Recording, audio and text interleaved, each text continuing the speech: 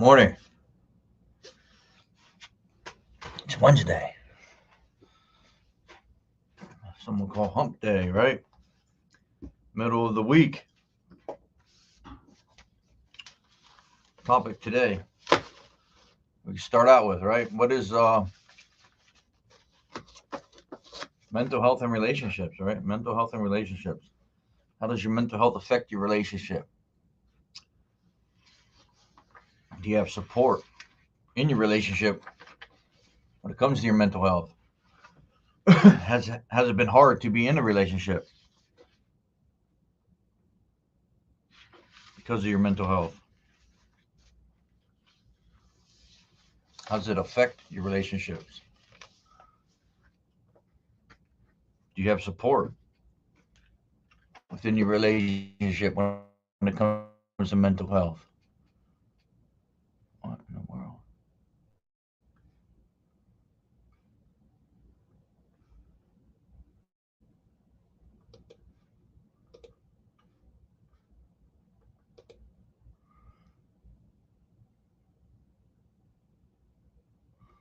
Must have been Wi-Fi or something.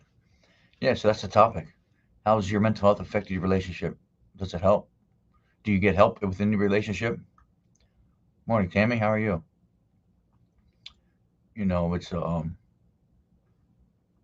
be hard, right? It can be hard for the person that has it, obviously, and the person that is trying to help you along the way. You know what I mean? It's not easy for both parties, I would say. I'm doing good. Were you able to see that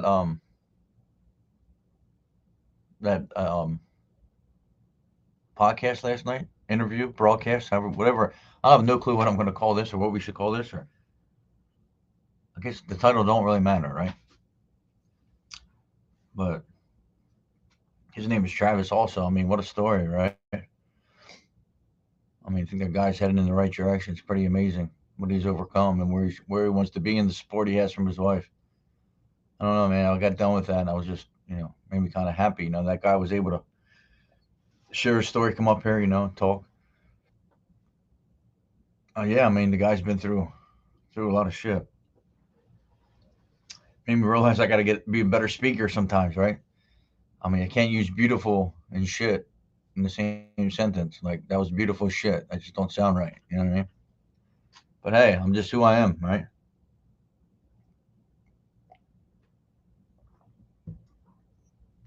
But yeah, that guy shared his page. It's a private group for now. I don't know if he'll change that or not, but yeah, I mean, you can tell it's very detailed, right? It was very like it just goes to show how much it impacts you. You know what I mean? I mean, there's like we could all relate to that. Like how when something really is traumatic, you can really never goes away. Like think about it. Like in 2001, or when the towers were hit. You know what I mean? Like where you were, right? Like when Kennedy was killed, people know where they were. Like it's traumatic. You know what I mean? Like it really impacted you, the people around you. For instance, him and his son. It's just man, it was a good story, man.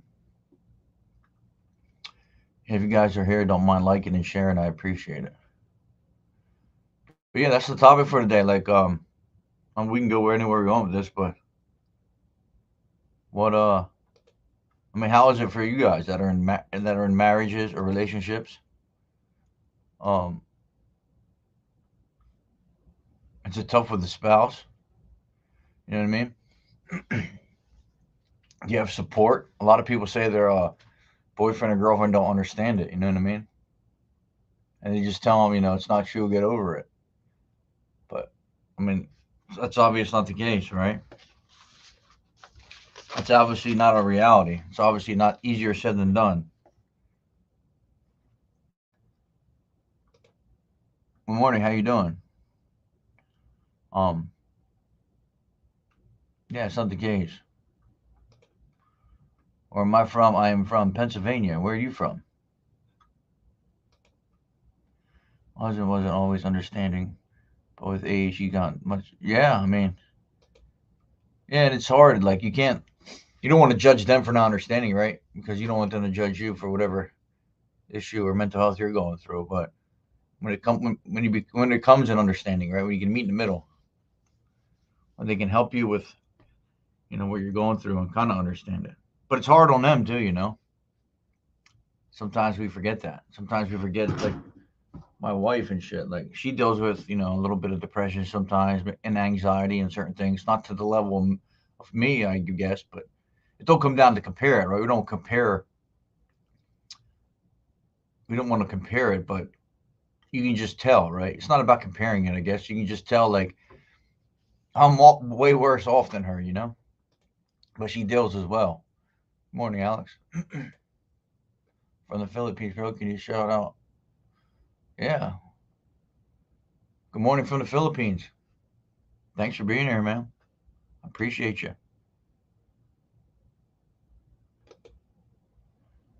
Call you Red. But yeah, I mean, what's your experience with that? Do you feel like well, like Sammy said, my husband wasn't always understanding, but with age, he got much better. Yeah, it's a learning process, right? None of us really have the answer, or we wouldn't be mentally ill, right? Good morning, Helen. So yeah, it's always we're always learning, And I think with like I was saying yesterday with Trav and him telling his story and what he's been through as a kid up to his adulthood, and he still struggles, right? He still has setbacks, but he never gives up. How he went to rehab. Like I wish more more men would open up, I think it's a really good thing what he did. I think it's a really good thing what he's doing, and I think the sky's the limit for him. He's got a story to tell, and so many people can relate to it. It just needs to be heard. You know what I mean? It just needs to be heard, and it's going to motivate other people to be heard. Right? That's how we make change. And then you put the work in, right? You can't just talk about it. You got to be about it. It's a lifestyle change.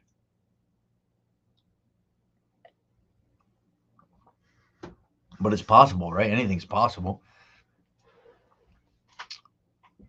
You got to start somewhere. Right? You put the work in, things will change. I promise you that. We all been there. We all did the hard work, right?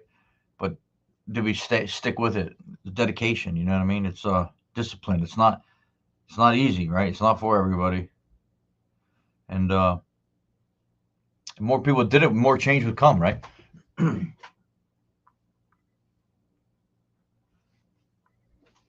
But yeah, being in having support, right, is a major issue. Like he talked about abandonment. A lot of people talk about abandonment. When I talked about um when I asked about like podcast topics, a lot of people brought up abandonment. And obviously he dealt with that. And obviously like it was so cool how he explained shit. And like I could just maybe not relate, but understand the way he did it, um, and the way he came across about it. Like he always wanted to make people happy. If you guys missed it, it's kind of going over it. It's still on the page, but he always wanted to make people happy, so he did whatever they want, like whatever they were into, so they would stick around. You know what I mean? Because he was so scared to lose them. When you think about it, that makes perfect sense. Or like maybe you bullshit, like you tell me too many stories just to keep people around. Like you weren't living your true self. I talk about that a lot, living in truth. And like, I made the video yesterday about it because I think it's very important, the more we live like that. Now he's living a truthful life. So, I mean, there's evidence that it works, right? The less you got to backtrack and the less you got to cover your tracks, the less you tell, you're bullshitting to this person, you got to keep track of that story. You're bullshitting to this person, lying to this person, lying to your wife, your kids, your coworkers. It's a lot of shit to remember. I bet it's stressful. I've never been in that situation. Always been kind of open and honest. You know what I mean? But it was a great it was a great podcast or whatever you want to call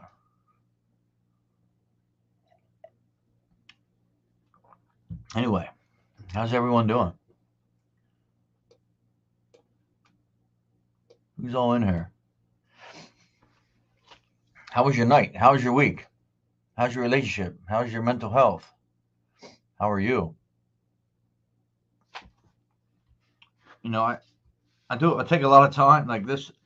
I put a lot of time into this, right? But one thing I don't do that much is like prep for the next day. You know what I mean? Like I don't really have the time to sit down and have this big, amazing live broadcast, podcast, entertainment, right?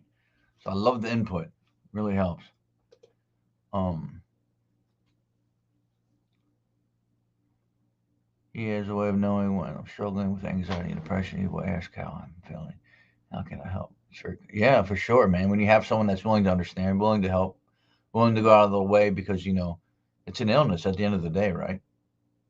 You know, most people with illnesses, when it comes to um, your physical health have people surrounded them. You know what I mean? Around them. You know what I mean? Signing your cast when your arms break.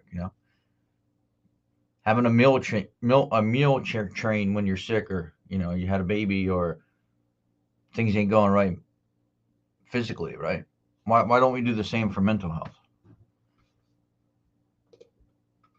Alex says I'm kind of bumming out. What's going on? Where are you from, Alex? How old are you? What's going on with you? It's all right to have bad days, right? Don't let it ruin your life. It's just a bad day. Um, it will get better, right? Things will end. If you don't mind sharing, maybe we could give you a little advice. It might help. It might not. We're not. I don't think anyone here is a doctor. Maybe I could be wrong. I don't know who's all watching. It's hard to tell. I'm on StreamYard, right? So I just upgraded StreamYard because I was out of minutes. So I streamed 20 hours or something within a month. So if I do like 2 hours in the morning and then in the evenings, um, what am I trying to say? And it take 10 days, if that. So I had to upgrade. So now I'm paying for StreamYard, which ain't a big deal because it's worth it, right? I mean, it's $25 a month. I could have got it for the year. I would save like $60, but I'm getting a new computer. Well, my nephew's building one, and I might not use StreamYard no more. He has some programs you can put on the computer, which I'm not too sure of. But I'm wearing my bracelet too. I still need to find a way to get them out to people. If anyone has any suggestions, um, what's up, Corey? How you doing, bro? Did you check that dude's page out? He's a pretty interesting man, huh? We were just talking about him. Yeah, he's 17, man. The dude's a computer genius. I mean, for 17, I mean, he built his own computer. He's building me one. It was like 500 some dollars. Um, and of course, I'm gonna give him some money for doing it, even though he don't want it. But um, he said I get a lot more out of it. Instead of buying a laptop, it will have a lot more than what I would spend for a laptop. Lexi, relationships and mental health. Please tell me more. Sure. I mean, what's your question? We can go anywhere with this. You know what I mean? There's a lot of good people in there, a lot of good information. A lot of people are. Oh, cool. Okay, Corey, I missed your comment there. So yeah, run with it. What would you like to know? I mean, I'm just a regular dude, but we'll do our best to help. I'm 40 in Wisconsin, living with multiple mental illnesses. My mother's death date is coming up, and that affected me terrible. It's 18 years. Stuff I was against it, people. Hey man, I heard a story about that. I don't want to get in too much detail with it because I don't know what situation. I don't know where you are mentally, but yeah, man, there's no shame in that, dude. It's okay to still love your mom. It's okay to still remember your mom. It's okay to still think about your mom. It's okay to still be sad, right? These are all emotions that are you're allowed to express, right? And feelings you're allowed to express, but you can't let it ruin you, right? Your mom want it to ruin you on earth. You know what I mean? Like, I know it's hard, man, and I still have my mother around, so but yeah, man, just stay strong, dude. I mean, think of the happy times, right? Think of why. why you feel the way you feel is because you love your mother. She must have been an amazing woman, right? Yeah, right. Yeah, it's a different world. We didn't grow up like that, and we grew up playing like Oregon Trail and shit. Have you ever dealt with narcissists? Yeah, yeah. Everything's your fault, right? I don't know the definition of a narcissist. We can find out, right? Um, it's a good topic, when it comes to relationships. That's part of relationship dealing with a narcissist, right? Um, Sometimes I get a little confused about. I'm gonna make sure I get this right. A mental health condition in which people have an unreasonable high sense of their own importance. Yeah, so they're calling it a mental health condition, right? Narcissism. They need and seek too much attention and want people to admire them. People with the disorder may lack the ability to understand or care about feelings of others. Yeah, right. So a narcissist, um, a narcissist is a person that no matter what happens, it's not their fault, right? Um, I got drunk today because of you, right? The reason I drink is because of you. The reason I do drugs is because of you. The reason I didn't go to work is because of you. You know what I mean? So I mean that'd be kind of terrible in a relationship. Um, no, you're good. You know what I mean? So that's what a narcissist does. They never take responsibility for their actions. You know what I mean? It's never their fault that they're in the situation they're in. It's always the people, their environment, or the people, the friends, the family. You know what I mean? They never take accountability.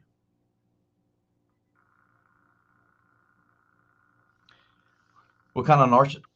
What is a wait, what kind of person is a narcissist? Right? Narcissism is extreme self-involvement to the degree that it makes a person ignore the needs of those around them. Right? So nothing. Actually, yeah. Share your information, man. We're open here, man. I mean, whatever you're willing to share, we're willing to listen. Um, I don't know if did I post the link. You could also come up here if you want. You don't have to have your camera on, but I mean, I'm willing to listen and learn from anybody. I don't know if I posted the link yet. I don't think I did, but yeah. I mean, I'm ready to roll, man. It's 4 in the morning. Let's do this.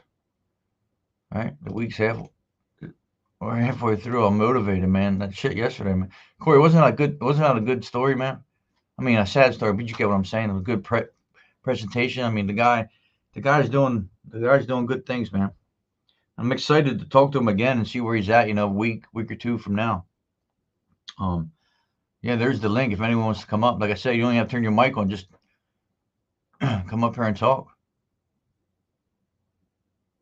Overview: narcissism personality disorder involves a pattern of self-centered, ignorant thinking and behavior, a lack of empathy, consideration for other people, excessive need for admiration. So they need to be admired, right? How to spot a narcissist. 9 criteria for narcissism. A sense of self. I need to access a sense of entitlement. Explosive behavior, right? Out of control. A lack of empathy.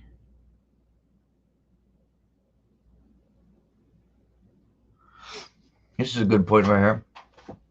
Uh, yeah, Corey, for sure, man. I mean, he got me a little choked up, dude. I mean, I don't know. His delivery of his story is so detailed, and it's like you can just like I don't know, man. You have to care about people though, right? To actually, I mean, I just sat there and listened, and I was telling my wife afterwards, I was like, man, I sit here like this, and I sit here like this, and it probably looks so unprofessional if I'm supposed to be a professional. I don't really care, right? But I was just so intrigued by it. You know what I mean? Like when you think your life's really that bad, there's somebody out there that has it worse, man.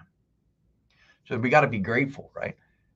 We got to be grateful for what we have, the way we were raised, if we had our parents, even if we had a stepdad, even if we were adopted, we had someone that loved us, right? To have someone to express yourself to learn. Like, I mean, the guy's, I forget his age. I don't want to guess, but I'd say he's around my age. And the dude's just learning like real life things, like how to do shit around the house, like doing chores, like being accountable, being disciplined, being a responsible father, right? It just goes to show you it's never too late. It's never too late to, grow up, or never too late to learn. It's never too late to do whatever you wanted to do in life, right? As long as you're breathing, it's never too late. You know what I mean? The worst thing we want to do in life is regret, right? You know what I mean? Good morning.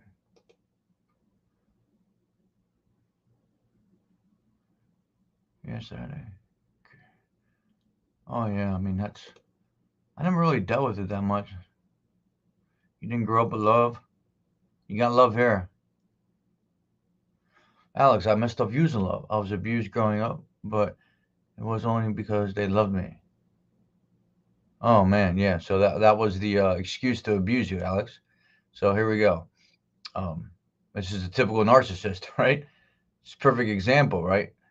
They're doing this to you because they love you, right? So if you want my love, right? If you want my love, I must do this to you. It's sick. It's disgusting. It's twisted. It's unbelievable, right? It's a big problem in this world, in this country. It's disgusting to me. I think all people that do that shit should disappear. There's no question. The person doing it is the one that's sick, right? And then the person they do it to becomes sick because of their actions, right? No one deserves any of that shit, bro.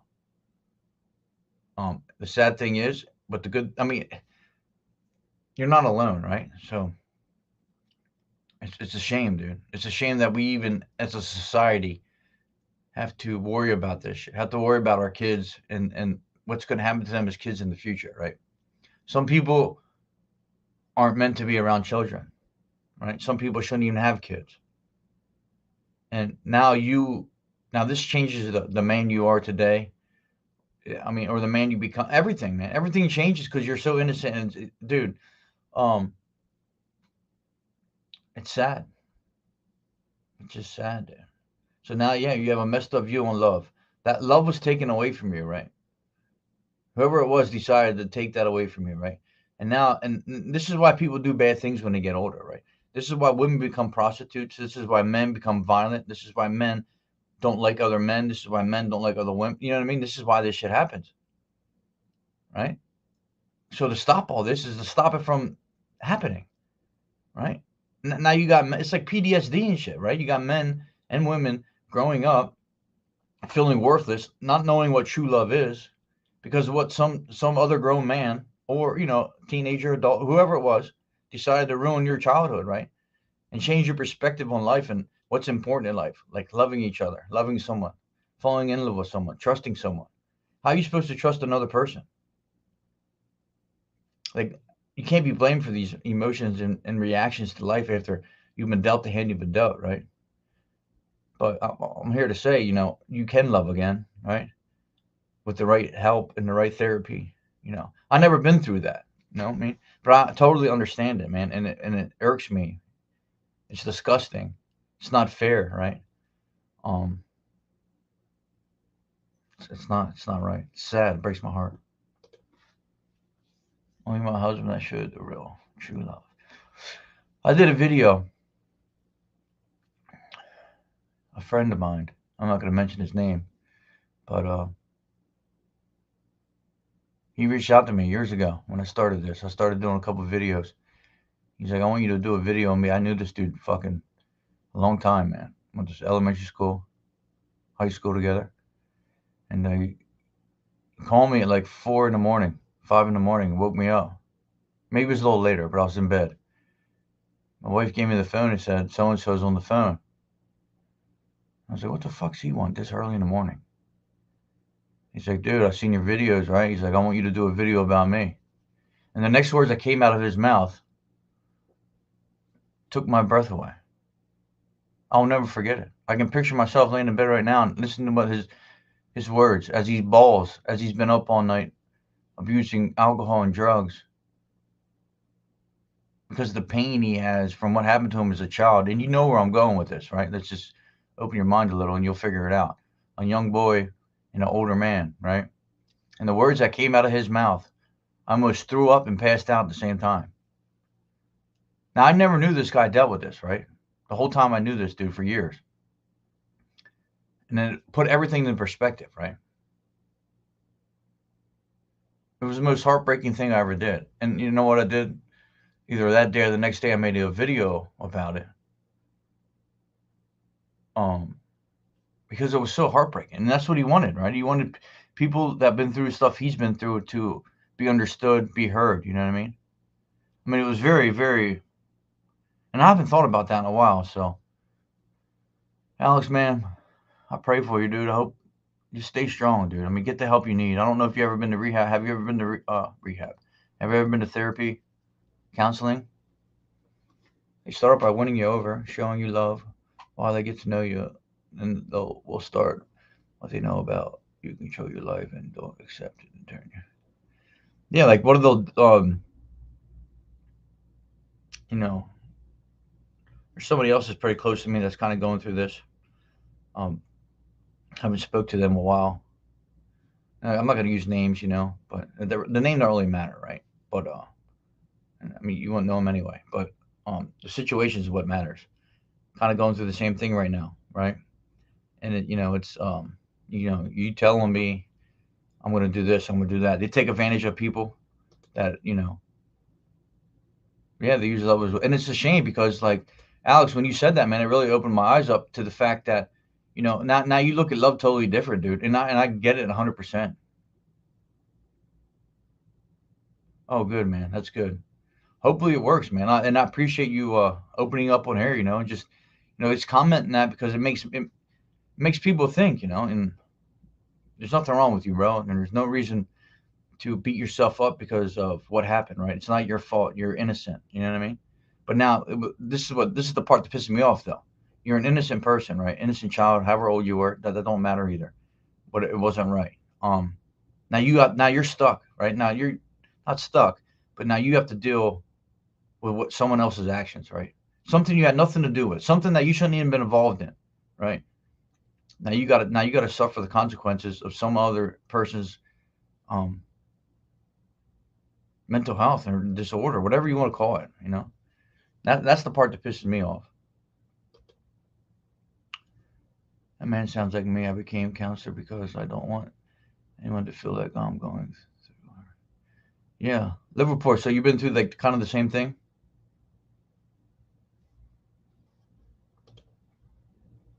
I'm doing the same, getting ready back to school. What do you mean, Corey? Going back like for college? Corey, how old are you again? I forget, bud. I remember you're from Australia. Um, you're here every morning, or what time was that last night for you? Alex, you have any more stuff, man? I love it, man. I mean, obviously, I don't love the situation, bro, but I love the fact that you're opening up, and hopefully, what I'm saying is helping. Like I said, I'm just a normal dude, man. I'm just telling you how what my perspective of it is, and you could do what you wish with it. But I definitely understand what you're going through, and it makes me sick.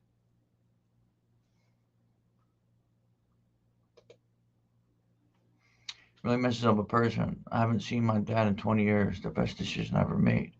I've learned to forgive through a lot of therapy, but I still don't want him. Oh man, there's no problem with that, right? Why would you want to be around somebody like that? Okay, 8 in the morning, 35. Um, yeah, so you're only 3 hours, 2.5 hours ahead.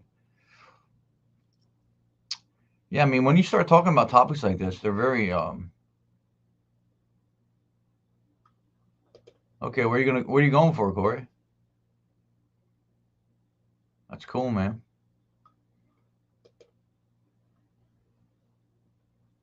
Yeah, I never went to. I mean, I graduated, but I never went to any schools. I just went to work. Started working at a young age.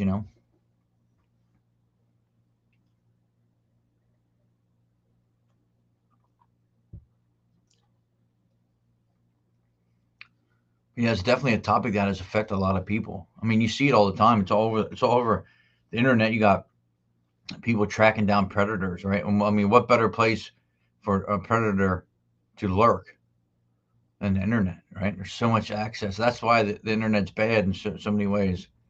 I mean, it's pretty sad, dude.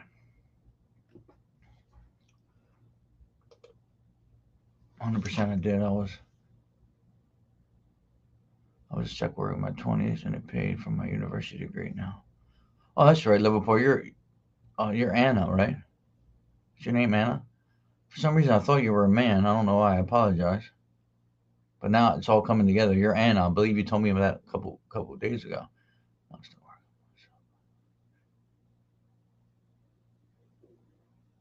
Yeah, and I want to ask you about that. I want to ask you.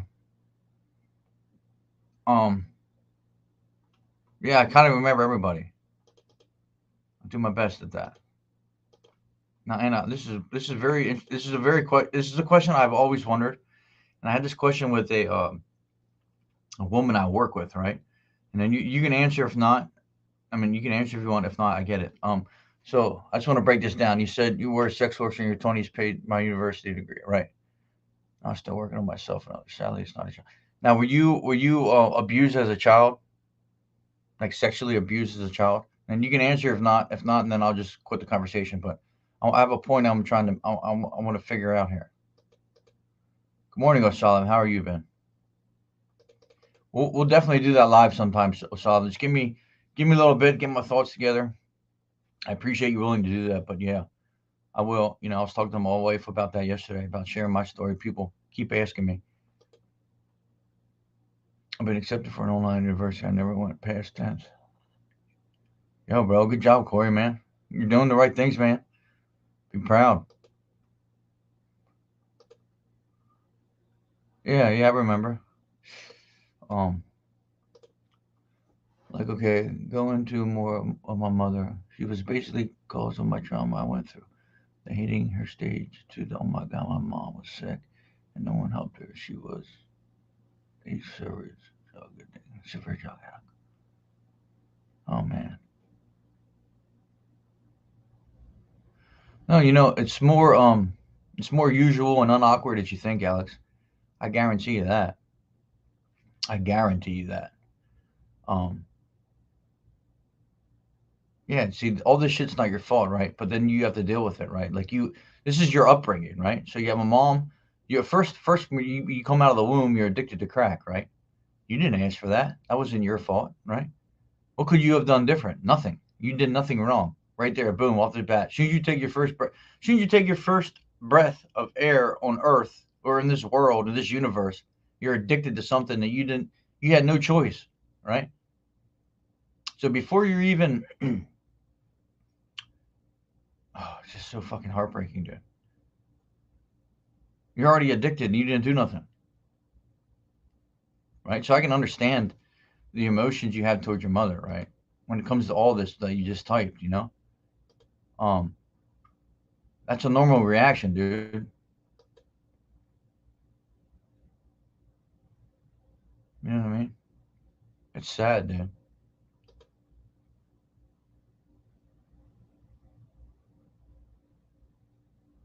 Yes, my brother and mom turned. So who was the person? Like a father, I guess, or someone in the family? Nothing wrong with that, O'Sullivan.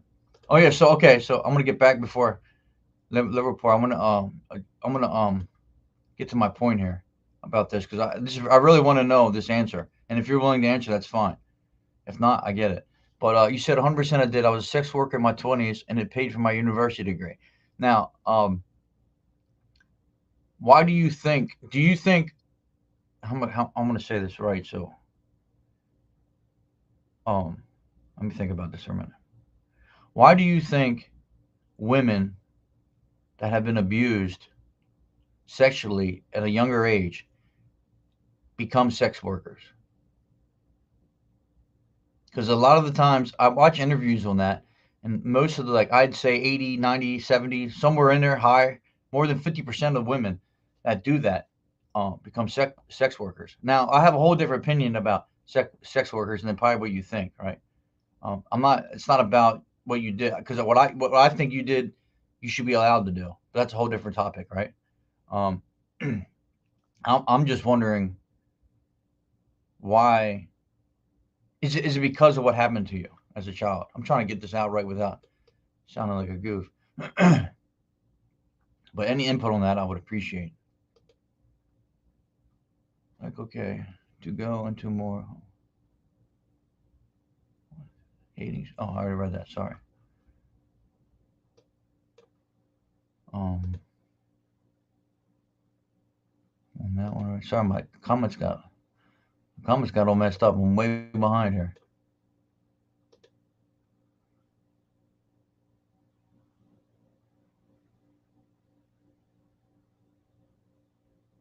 Oh, okay. Wow.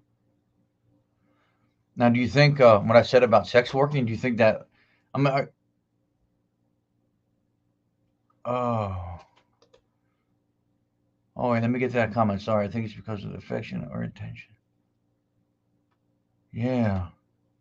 See, this opens my eyes up so much right here, man.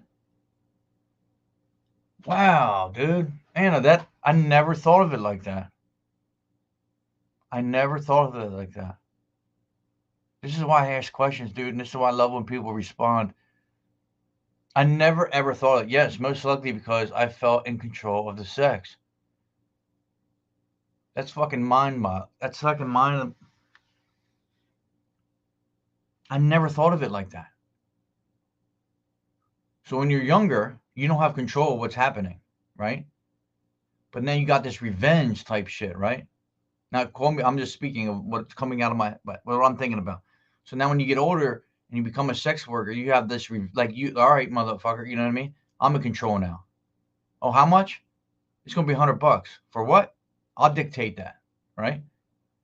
I'll dictate what I'm doing for the price I'm doing it for. Now I'm in control of the situation. You know what I mean? You didn't have the control as a kid. Is it because you want like? Well, why? Is it because you like want the revenge? Man, that is so fucking eye opening, dude. I'm sorry to cuss, but I never thought about it like. I'm so glad you answered that because that puts my mind in a whole different perspective. That's it's amazing.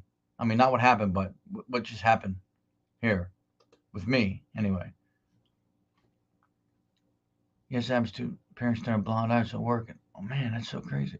Even your wait. Let's get back to that. Even your own brother, and this is sexual abuse, and your parents didn't say nothing. I kind of missed that part. I apologize. I was so overwhelmed with holy hell, dude. I never thought of that. I always wondered that. I just had this conversation with a lady at work.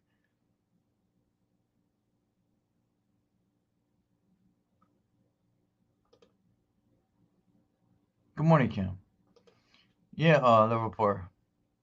My thought on that, if you're interested, I'll just say it anyway. I mean, it's your body, right? You can't. No, I don't want to get into politics, but you can't say my body, my choice when it comes to a baby, right?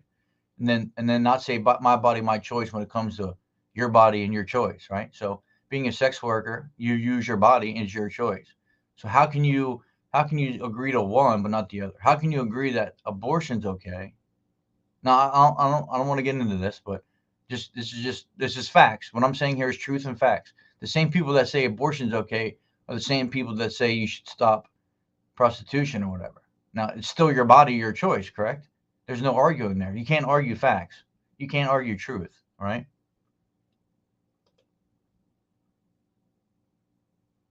Yeah, that is disgusting. How does a mother, how does a mother, either way, I don't care if he was the favorite or not, you're still her blood. You're her daughter, innocent. Hopefully your brother got the help he needed or got what he needed. Yeah, man, don't make you a bad person. You can be classy about it, right? When we talk about this shit. Not all escorts and prostitutes do drugs or some of them people are just it's just a job.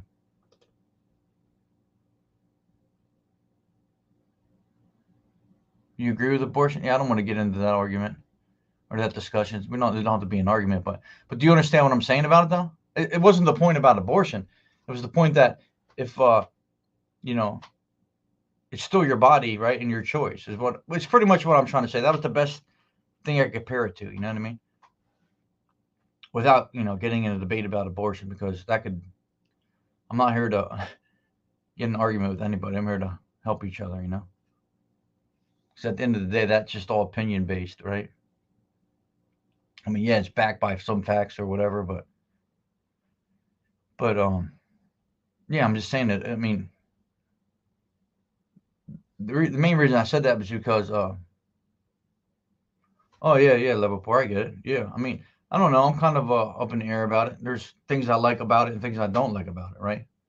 And if I had to be, I mean, if we want to talk about it, um, we could talk about it a little bit as long as no one gets upset and mad and runs off because it's not about that, right? These are all our opinions and how we feel. Corey says your body, your choice, right?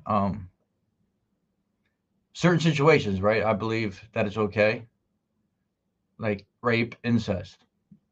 All right. Now, now, correct me if I'm wrong, because without them two, you had a choice, right? Do we mess up? Yeah. Do we do things we weren't supposed to? Yeah, but still, you had a choice prior to having sex, right? If it's consensual, right? You had a choice to wear protection. You had a choice to have birth control. You had a choice, right? Just hear me out here. You had a choice prior to having sex, intercourse, and you made the wrong one by not having protected sex. So now you're pregnant. Do you agree with that? You know what I mean? That's just one way I look at things. I mean, I could be completely. I mean, you see what I'm saying? And then like you can get in you can get in the conversation, and I don't mind having these conversations as long as no one gets upset about other people's opinions, right? Because at the end of the day, these are all opinions. We were all unique. We were all different. Um, I forget where I was even going to go with that, but I don't like some people. I'm just used to having these conversations with some people, and um, it turns bad because no one wants to hear each other's opinions, you know, which is sad. But that's the way I look at it, right? So you did have a choice prior, and I guess you have a choice afterwards too, right? I mean, who am I? Yeah, I agree. Like, and then Anna, you make a good point because who am I to tell somebody what to do, right? So I get both sides of it. You know what I mean? I don't know the scenario. I don't know the situation, but yeah, I mean, I get it all. I mean, not it's not about getting it, but I understand both sides of it. You know what I mean? I never been in that situation, so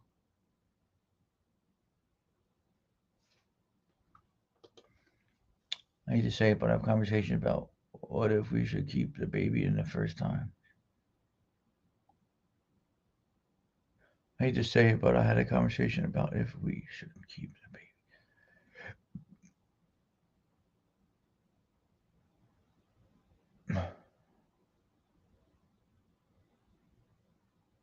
What did you? What, Corey, you saying you did keep it?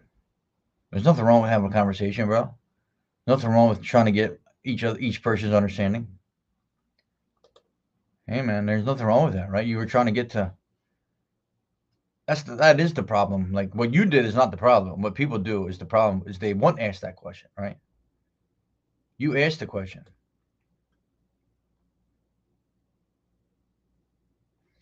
I'm not here to judge anyone. I'm judged daily by my lifestyle choices. Try not to judge. Yeah, I mean, um, like when I think about it, it's not a like.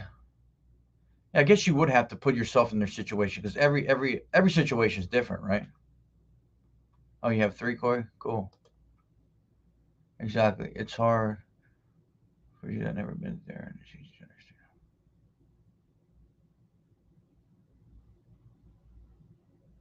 understand. Yeah. Yeah. I mean, Anna, you changed my mind on not well, you didn't really change my mind, but you opened up my fucking I mean that I never heard anyone say that when it came to like sex workers and prostitution. I never heard that before.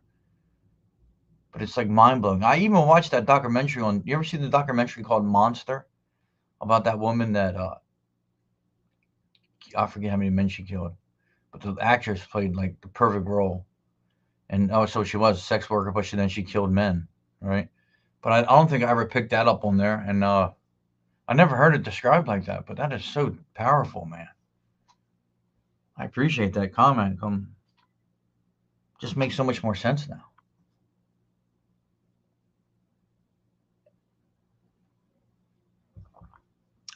But yeah, what else we got? I heard the judge just tell it. So, Alex, do you think you can? Your mom's still around, right? Do you think you can rebuild the relationship with your mother?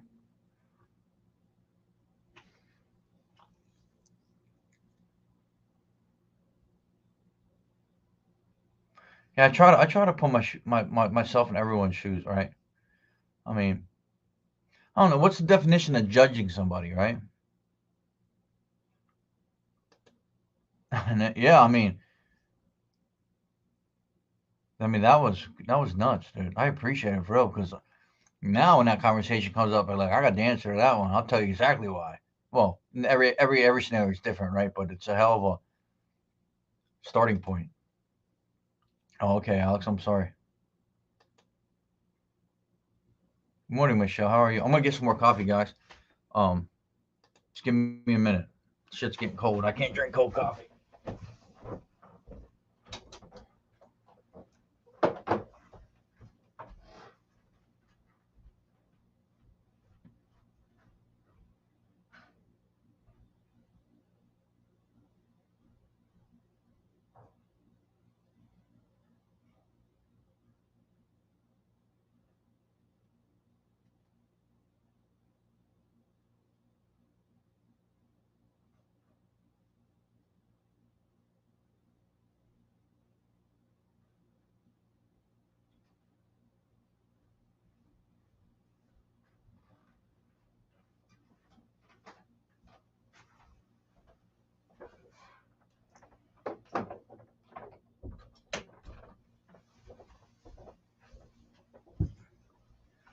All right, I'm back.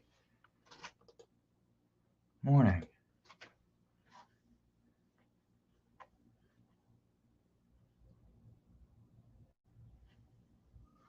Oh, some second never again. Oh yeah, yeah. There's just a couple. And did you? So you're a counselor in Liverpool? Liverpool.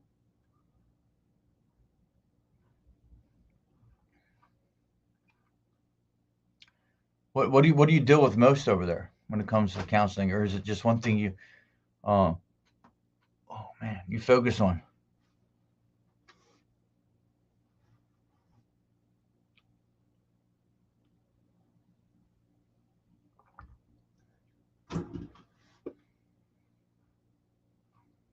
Was it? I mean, I'm sure counseling really got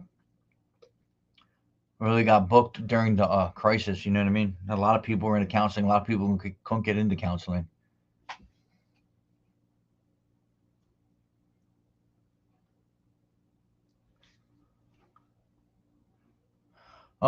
Michelle, we were talking about um. Well, it started off with like well, there's so many thoughts in my mind. Like that still has me. I never thought of it like that. But anyway, mental health, and relationships, right, and how it affects relationships. Um, we talked about some child abuse, prostitution. We talked about um, abortion, just a little. We didn't really want to get into that. Anything. I mean, the topic goes, and we talked about what? Oh, okay. Oh, cool. Did I follow your page? I don't know if I did or not. Bereavement, yeah, it's hard, right? Like grief. I'm gonna go back up here and see what.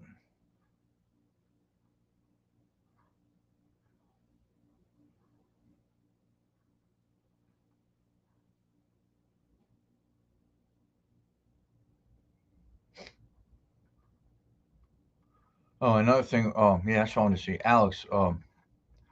Alex is coming up on his mom's death, and I'm sorry, dude. You did say that, and I blew my mind. So I'm sorry. Yeah, you said that's how the conversation started with Alex. Where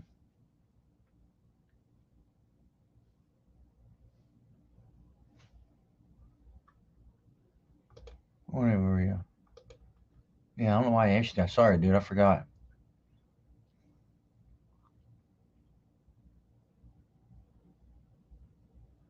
um, how do you guys work through it? Like, how do you guys is it two different kinds of mental health? Like one's like have anxiety, the other one has depression.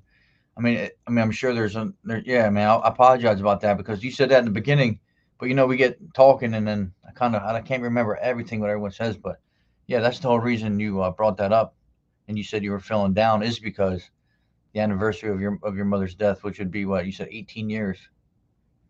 Um, yeah, man. Sorry. Yeah, but if you ever need to talk or you want to talk it out on here, I'll be here every morning, God willing, right? Just know that you're not alone, dude, and it's all right to have them feelings and emotions. And there's no timestamp on grief, right? And I'm sure Liverpool can speak on this a little bit too. She's a bereavement counselor, I mean, there's no time on grief. Like, it don't get easy; it just gets a little easier. You know what I mean? It's never easy; it just gets a little easier. I mean, it's tough, dude.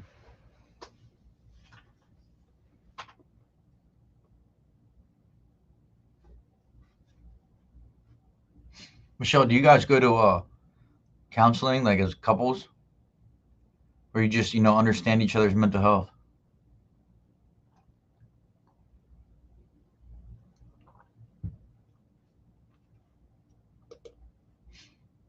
Oh, yes, you never get over it. Yeah, yeah, it's a great point.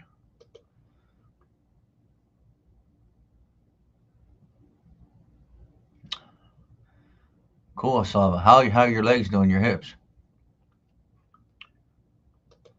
How's the kid? How's the boy doing? I forget his name. Um,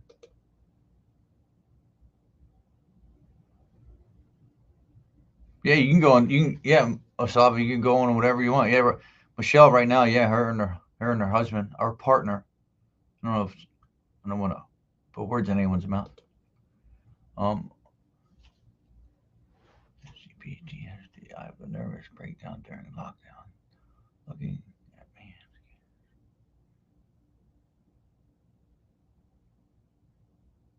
Okay. So you think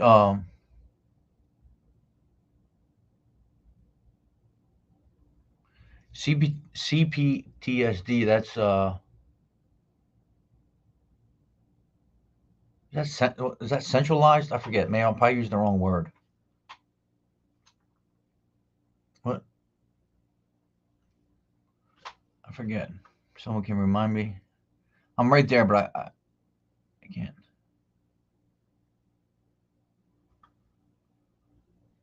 Oh yeah, what I say? Yes, thank you. Complex.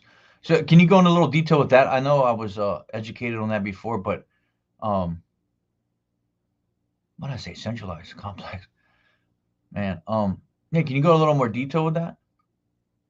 And what makes it complex? Mackenzie, how are you? Complex post traumatic. Yeah, I appreciate it, man. Yeah, so complex is that? Yeah, just go into a little bit of that because I don't have the complex is multiple traumas.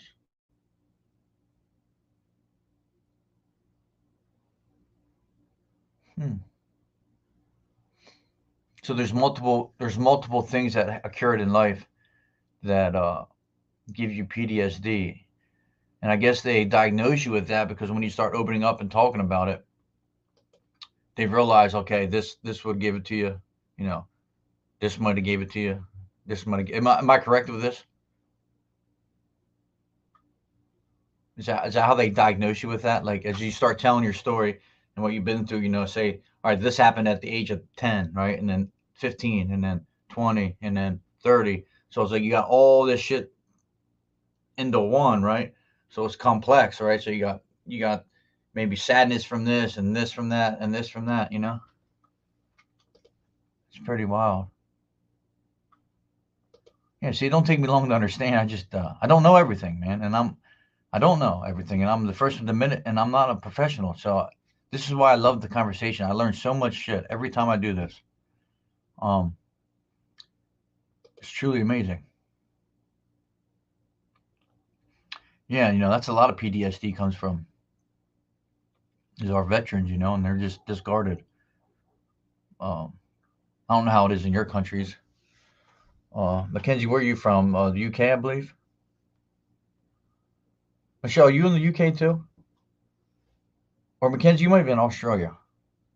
I try to remember everybody. Um, yeah, man, this is great stuff. It makes so much sense though once it's explained to me. Because I know what it's like to have these things, but I don't know all the terminology. Australia, yeah, okay. Um, yeah, it's very eye opening. So then, if you just had, and then I guess you could break it down. The team here in the UK has been amazing. However, the first half they're understaffed and under. Yeah, I heard a lot of people complain about the UK and how their mental health is. I have a few diagnoses, but the main two bother me the most are the borderline personality disorder and schizophrenia. So let's I want to get into that too, borderline personality disorder, because what about okay? So you have CPTSD, and then you have PDS, post traumatic stress, right? Then you have PTSD, right? Post traumatic stress disorder. So is there would you consider that three different things? You have the CPDSD, you have PDS, right? Post traumatic stress. And then would you have PTSD? Not anyone in general, but I'm just saying when it comes to post traumatic stress, is there three different types? Oh, you're good. Yeah, I mean we all have our different levels, right? I mean it's true. Um, but we can overcome anything, right? So it's just a step in, it's just a bump in the road. Maybe it's a longer bump than usual, or longer bump than some, but yeah, I mean it is what it is. Um, this is why it's a great page. You great because just talking is a great fucking show. Yeah, man, I love it, dude. Every day I learn something.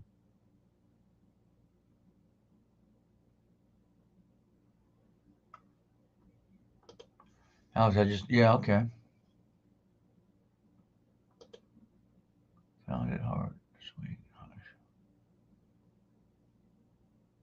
Well, that's all right. And as long as you're willing, we all need an extra push sometimes. You all need some extra help. I mean, anyone here can admit that, you know, every day's different, every week's different, every hour, especially with mental health, you could be doing fine. And like yesterday, I had a bad day. Yesterday I had a bad day at work. And then I came home, I was in a bad mood. I was kind of rushed. I had to go do my taxes.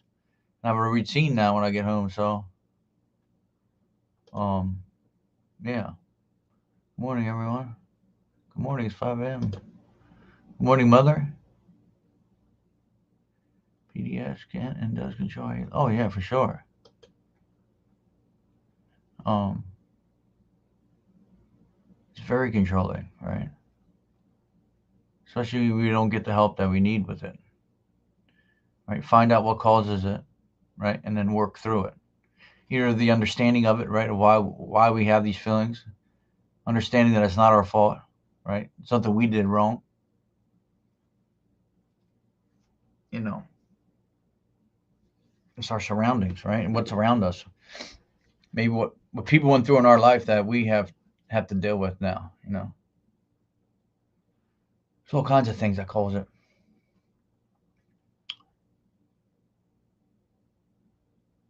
What was I talking about? I forget.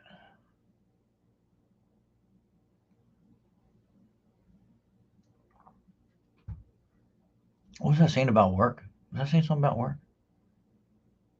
I can't remember.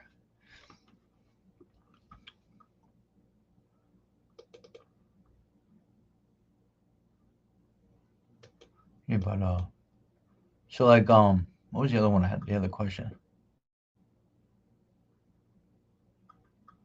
Trying to scroll up here. Oh yeah. Thank you, Michelle. Yeah, that's what it was. So yeah, I had a bad day at work, and then I come home, and then like my wife was trying to talk to me, but it's not funny, but like instead of like arguing, because she did nothing wrong, right?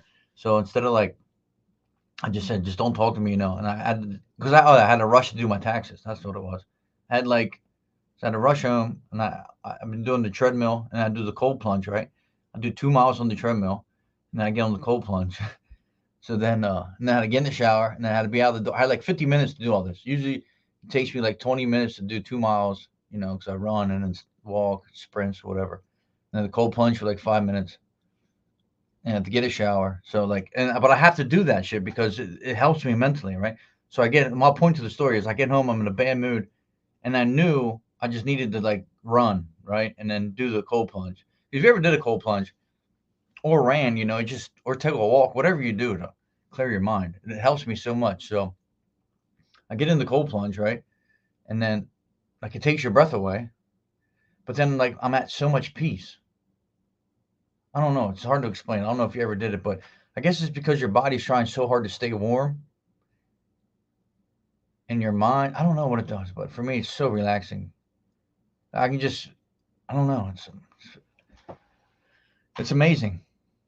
I never thought it would work like that, but and then when I get done, and then like I go to my wife and I apologize. I mean, it had nothing to do with her, and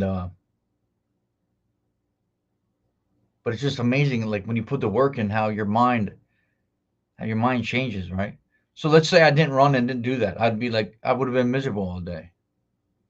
You know what I mean? Like I used to be like that. Like little things would ruin my whole day. Like I guess that's part of being anxious, or I don't know what it is. Like if something goes out of the ordinary, it's not even it works, man. I mean, it's the first couple, the first 5-10 seconds is not too pleasant, but once you catch your breath, I don't know, man. Just like everything goes away. It's just I don't know. It's hard to explain, dude. But it's kind of amazing. Like I'll just catch myself. Like I'll get in, and then be thinking all these thoughts, right? And you get in, right now you're just thinking like, all right, get my breath right, get my breath right. You know what I mean? And then once you like catch your breath, and then it's just fucking. It's like a clear mind again. I don't know, man. Oh yeah, definitely, man. Like it's a whole different ball game, dude. Like my mind is as clear as it's been in probably my whole life. But it's like a lot of work. It's just not. I mean, it's not. I want a pity party. It's not that. I don't want. It's not about any of that, and it's not about what I'm doing. But it's just trying. Maybe it'll help somebody else. You know what I mean? You as well. Have a wonderful day. It's not about me. It's just things that help me. Maybe it'll help somebody else. Yeah. I mean, my joints don't hurt as bad. Oh, Corey, that's cool. What kind of music do you write? What kind of like do you sing? Do you play instruments? I like writing poems. We should do that sometime. I wrote some poems. You might have seen them before I posted them. Um, I like writing poetry, man. It's something I always like to do. Something I don't know. It just comes to me pretty naturally. I haven't done one in a while. I have a lot of saved on my phone, but poetry and music are kind of go together. But I never really wrote music. Good morning, Williams. I mean, I guess you could turn it into a song, but I don't know enough about music. But yeah, when you find that thing that works, man, and you keep doing it, like what do they say? I'm gonna see. I want to make sure I get the number of days right when what becomes a habit.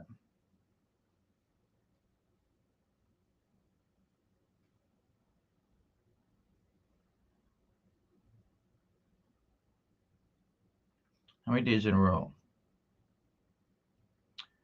On average, it takes more than 2 months before a new behavior becomes automatic. 66 days to be exact. And how long does it take a new habit to form can vary widely depending on the behavior, the person, and their circumstances. In a study, it took anywhere from 18 days to 254 days for people to form a new habit. That seems a lot, isn't it?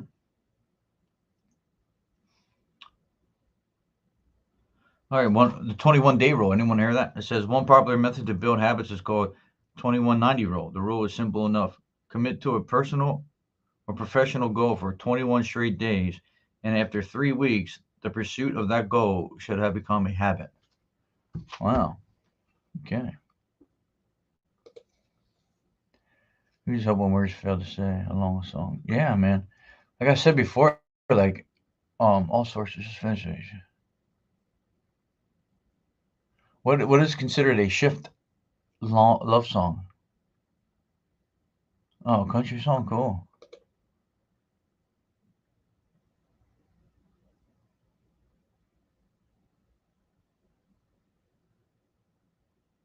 Oh yeah, try. I'm a work in progress, Sullivan. I've come a long way. Yeah, I mean, you'd be amazed how many takes I do on them videos sometimes. I start rambling and then something will happen and then you just lose track. Your mind kind of wanders a little bit. Congratulations, Williams. 4 years. That's amazing. Oh, today's your birthday too. Oh, sober. Okay. Oh, soft. Oh no, that's good, dude. I didn't know if that was something. Do you guys listen to American music or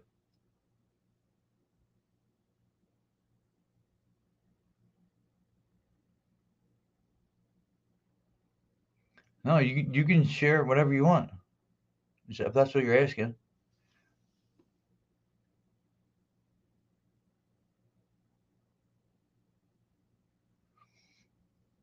Oh, you can come up with the camera off. You can whatever you guys want. I mean, whatever you feel comfortable with. You can type it out. What kind of music do you listen to from the? Oh, you want to listen to good country, dude? You ever heard of Zach Bryan? I'm not a big country guy, but that dude can write music. Corey, if you're into writing music, read some of his lyrics, dude. There's a song called "Something in the Orange." It's a beautiful song. Like, that song, like that's what got me liking him. Like my wife played it one time in the morning. I was like, "What's this?" And then I listened to it again and again, and then oh man, it's good. And the dude can write. He was actually in the Navy, right? And then he got so big they made him leave the Navy.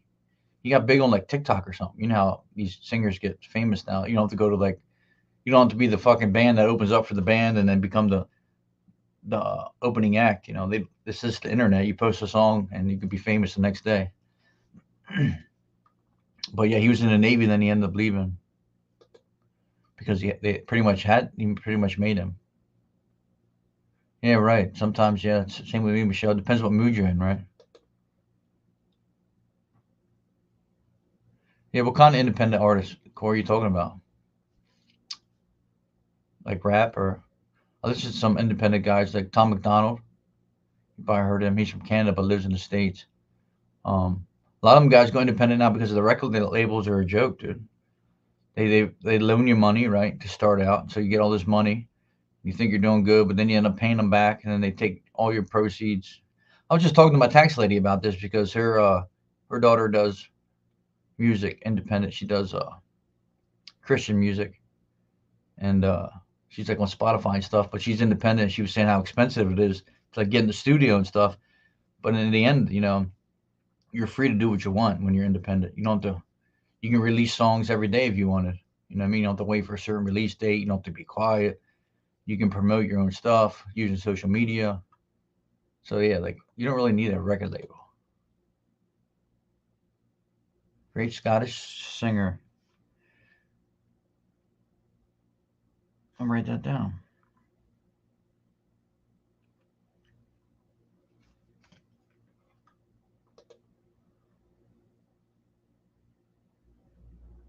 Oh, for real? Corey, you got any music on the YouTube or do or anything? What if you had to relate your music to somebody in the States, who would it be? Would it be like an like an older generation, a newer generation? Like what artist would you relate? Oh man, I'm tired today. I know one thing. When I lay down, I don't take much to fall asleep anymore.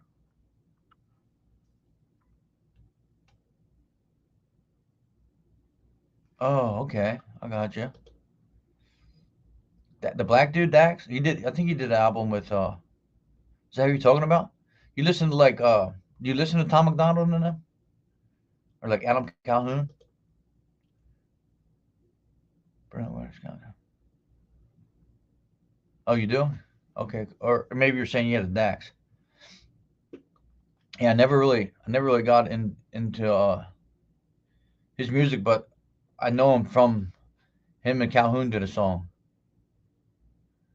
Yeah, dude, that's funny. It's funny you say that because um, I found him through Upchurch. I'm sure you heard of Upchurch too. Then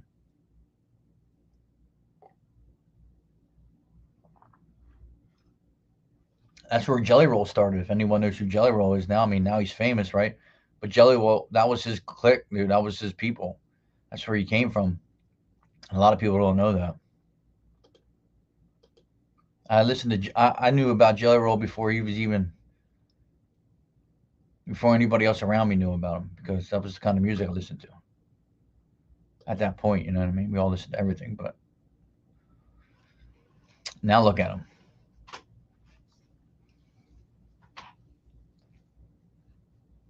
I'm sure you guys heard of him, probably. If not, you will. But anyway, yeah, I mean, we got into music a little bit. We're all over the place, right? But music does. Like I said the other day, and I think I said it a couple times, but when I go to work now, I don't even listen to music. Yeah, see, Michelle knows who he is. Look, that's funny, right? Yeah, but all them guys, Michelle, that we were just, me and Corey were talking about, like, so you had Upchurch, and then you had Jelly Roll. Well, Jelly Roll's been in the game a long time, but then he just started doing shit with like Upchurch, and then Calhoun did stuff with him, and then I don't know, probably a lot more other people I can't think off the top of my head, but he was an underground artist, right? I mean, he lives in Nashville, he lives in Tennessee, and then that song "Save Me," right? When he came up with "Save Me," that's when that song "Save Me" come out. You know the song "Somebody Save." I can't sing, but anyway, when that came out, and I remember telling my wife like, "Damn, this shit's blowing up." It had like 70 million on YouTube or something, and then that's when this whole. And then once that happens, everybody wants a piece of you. You know what I mean?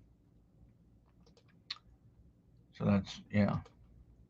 You ready for it? All right, well, Salvin, I appreciate you. Thanks for coming this morning. Uh, no, I never have. Never listened to them. Never heard of them. Oh, like what do you mean by that? Um, what do you mean by that, Alex? Like it triggered you. Like it brings up like the past. You know what I mean, or things you've been through. Yeah, Janice, Tennessee. Yeah, and you don't play the role. Like you don't look the role, right? I mean, it's so funny. Like this all comes full circle again because we were talking about prostitution earlier, right? And his wife was a prostitute. His wife was an escort. Um, and he was a drug addict. They both got together.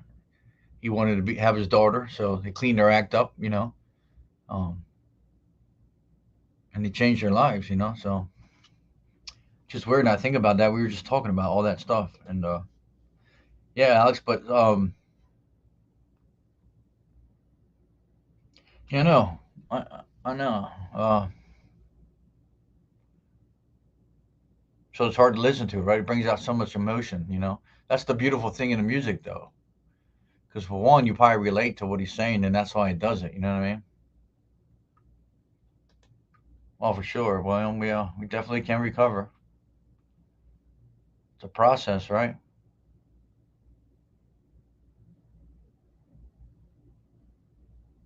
Well, but if it's worth fighting for, we continue to fight, right? You want to get to that spot where the end of the rainbow or whatever. Oh yeah, Corey, because you never know what other people are going to think about you. It's a good point. I mean, he talks about his eating disorder. He talks about like his drug habits. I mean, he's still he's not doing drugs like that no more. I'm sure he smokes weed. He does smoke weed, and I think he drinks, but he was on pills, I believe. But then like his eating disorder. Like that's why he got that's why he's so big is because that's how he like how do you say it? I don't want to put words in his mouth, but you know, I mean, that was just comforting. You know what I mean? But it would be nice if he was on the Full Send podcast. I don't know if you guys ever heard of Full Send, but he was on there and said he was going to do this marathon. I don't know if he's still stuck with that or what or not. Oh yeah, food can definitely be addicted in 4 years. Went from rock bottom, addict to addiction support work with my own peer support group. That's awesome, William. What's the group's name? Put it in the chat. Maybe people can join. Yeah, Corey, we talked about it a little bit. Like anything can be addicting, right? I mean,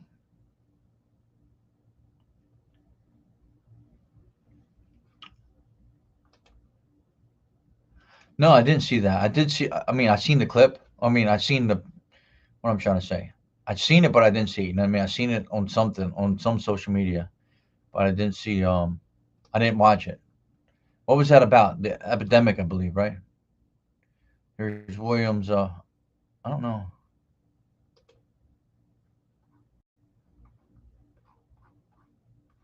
I don't know what I just did to that comment. Hopefully, I didn't delete it.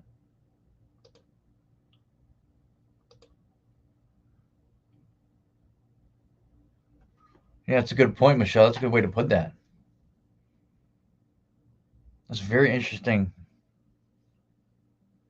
but also my self harm. Never heard it put like that, but it makes so much sense, right? So you eat it for comfort, and then after doing so, you're part. You know, we're like, well, why we eat all that? Oh, I feel like shit. Blah blah blah. But yeah, it makes so much sense. But like, is that what you mean by that? Like, it's comforting, but then it's also like harming in the same sense. You know, it's not good for us to overeat or. I mean, nowadays, what is good for us to eat? You know what I mean? Who knows, dude? Every time, who knows, man? Drugs, yeah. So that's what it was. PTSD mushrooms. Is that just like uh? You know how many people? I don't know if it's scam or what, but like every day I gotta like delete people that talk about microdosing. Like to each their own, but I'm not gonna promote that on my page. You know, I'm not gonna promote drug use. I mean, not hallucinants anyway. I mean, like marijuana. I mean, I don't think anything's wrong with marijuana. I can't smoke it, but I mean, but then I don't know. Mushrooms are they're all natural too, right? So I don't know. I would just rather not get into the whole drug promoting on the page. You know what I mean? But talking about it, yeah, yeah, it's really comforting and harming me. So then I starve myself and guilt kicks in. Oh yeah, yeah, I got you. Hmm. So how do we fix that, right? What do we got to do? We got to find a way to fill that void, right? We got to find a way to fill the void without the food, right? So what could you do to fill the void instead of using food, like exercise, reading a book? Oh, you don't think it help long term? Yeah. Yeah, Janice, microdosing. Um, I did some research on microdosing, and if I would ever do it, it would be in a setting, right? But I don't want to like tell people to go to use mushrooms. You know what I mean? Like that would kind of teach their own, but I don't really want to promote that. You know what I'm saying? But they say it works. I don't know. I never did it. I was always too scared to do drugs like that. Never did any drugs like that. Because when you have thoughts like I had thoughts growing up, you wouldn't want to be caught in a trip for 8 hours with hell no, dude. I want to be here right now.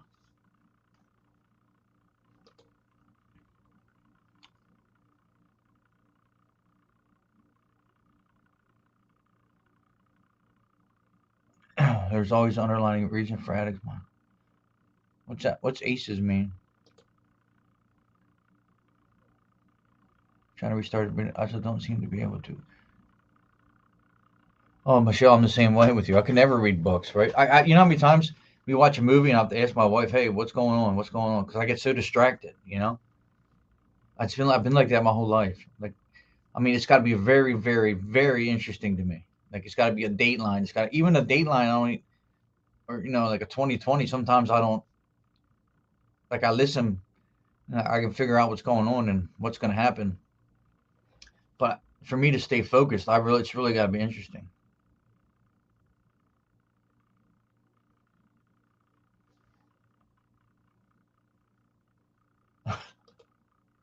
Okay, Williams, thank you.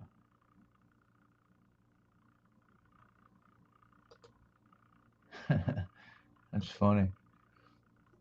Yeah, it's hard to concentrate sometimes.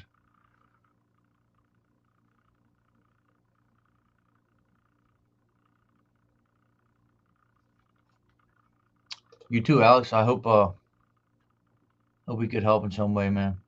Stay strong, buddy. Come back whenever you want. Check in one day at a time, man.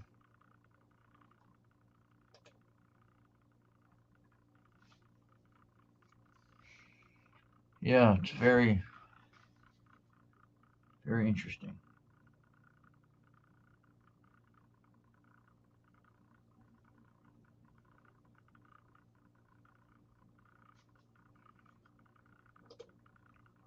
Watching always helps. Yeah, man. I appreciate you. I appreciate you coming up here and opening up about the things you've been through and what you're going through, man. Need more men like you. It's nothing to be ashamed of. We all struggle in life, right? Uh, hopefully, getting it out, getting it off your chest. Maybe you spoke about it before. Um, hopefully, it helps. You don't gotta take the whole staircase one step at a time. And it's different for everybody.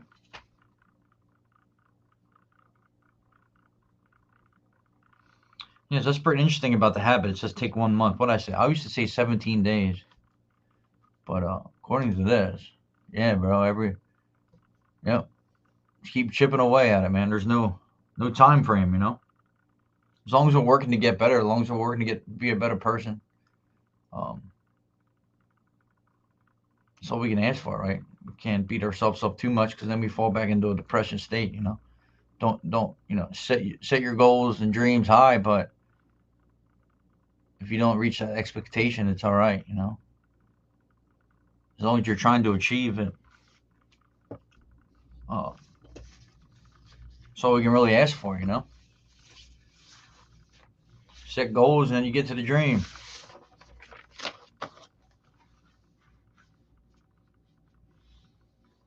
It's not easy, right? Or everyone would be. Life's not easy. That's the challenge, right? That's the hard part. But we can do things to make it easier on us. You know what I mean? We can get the help we need. We can put the work in.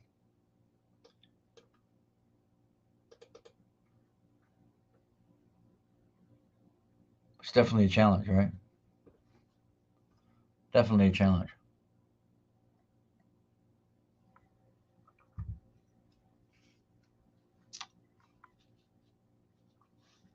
Um, what other topics? What other topics? Even Ron says even 21 days seems so far away at times. What do you mean by 21 days?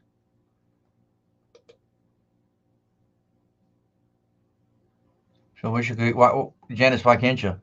Insurance? Hi, how you doing? Thanks for coming. Oh yeah, yeah. Okay, I gotcha. Yeah,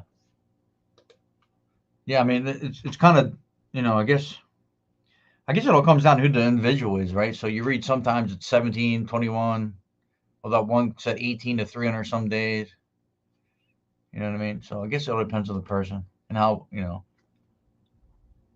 Yeah, thank you for sharing your information story. Come back. It's great. A lot of topics. We were all over the place today, and I mean, I like to have a topic to start out, but if we don't stick to it, it is what it is, right? There's always people coming and going, and what what uh what gives you anxiety? Like what situation in life makes you anxious? Leaving the house, being in big crowds, being in public, appointments, talking on the phone, waiting in line, bridges, um, meeting new people. There's so many things that makes us or gives us anxiety, right? All the ones I named are things I went through, are things that gave me anxiety, right? But everyone's different. And how do we deal with them? Some say face them, right? Like flying. I had to face flying. Of course, I have to take a Xanax. Yeah, William, I think anxiety is trying to predict the future, right? Trying to plan what's going to happen next. And when it don't happen or you're unsure of what's going to happen, that's when anxiety comes. Like when I do my side business and I would do like home repairs. I would always be anxious on the way because I didn't know what the house was going to look like. I didn't know where I was going to park. I didn't know, how long it was going to take me. I didn't know if I could do the job. I didn't know what to expect, right? But then once you get there and then you see everything, um, and it's not as bad, right? And then you're not as anxious anymore, right? But yeah, it's trying to predict the future. Or if you're doing something you've never been, you don't know what to expect. Yeah,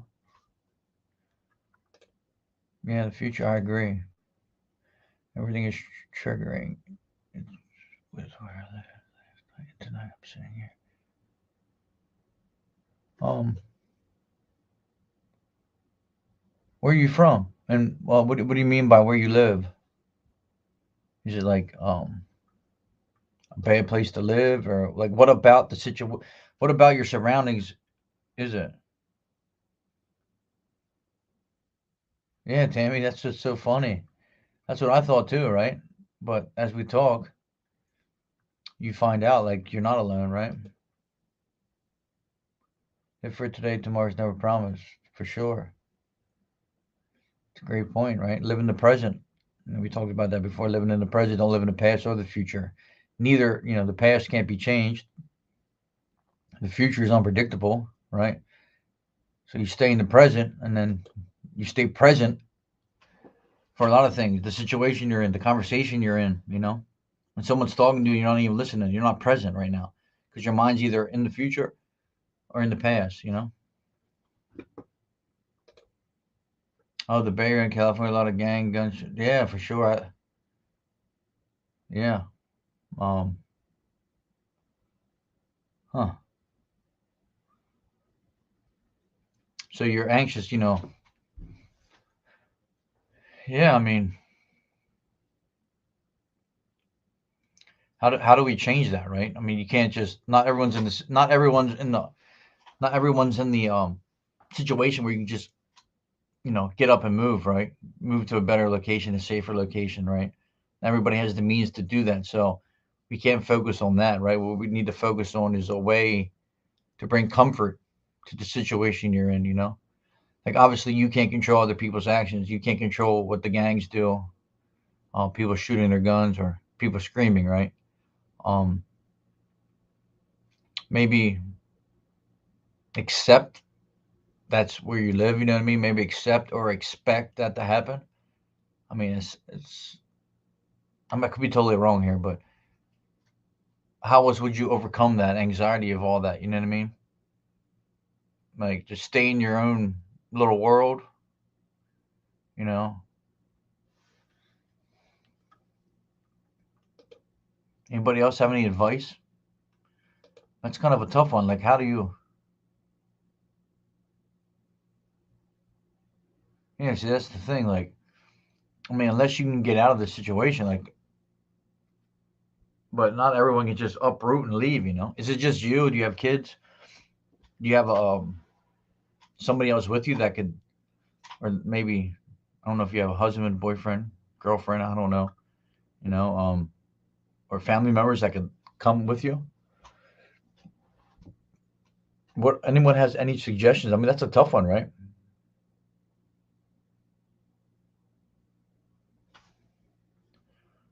You know, what is that exactly? um,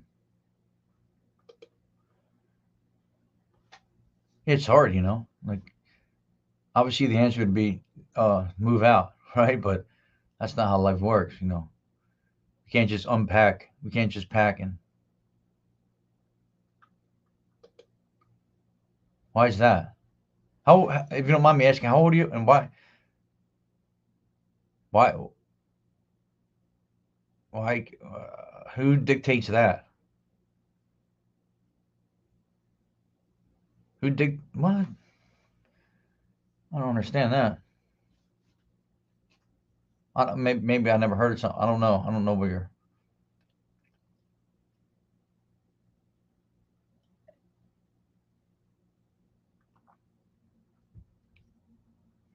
Can you explain a little more about that? I know you're probably typing right now.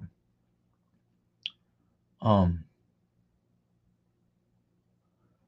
who decides? Who decides what your parents are allowed and allowed not to do? Who decides what you're a grown woman? I guess you're over the age of 18. I mean, California is a little weird because my parents, aka mom, can't handle my ADHD. Such a my mom told me. My dad.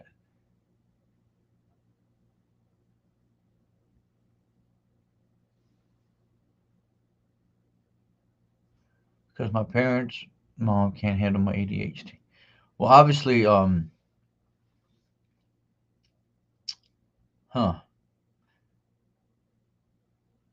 Do you have your ADHD under control? I mean, let's just break this down a little. Maybe someone can help me here. Oh, adoptive parents. Okay. Um, I don't think it's your mom's job to handle your ADHD, right? I think if you can get your ADHD under control and you have it handled, then it'll be handled, right? And I don't think we should choose. I don't think a mother should put anybody in a situation where they have to choose between their husband or their daughter, right? As a team, you should be able to come to a conclusion or a solution on to how to handle all that stuff, right? So I mean, I think once you get your ADHD under control and you have it handled, right?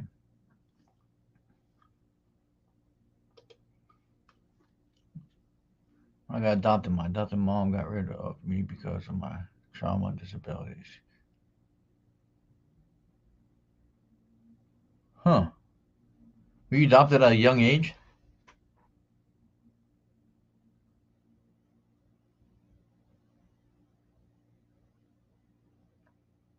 I mean, now it's an adult, right? How's that work now? I mean,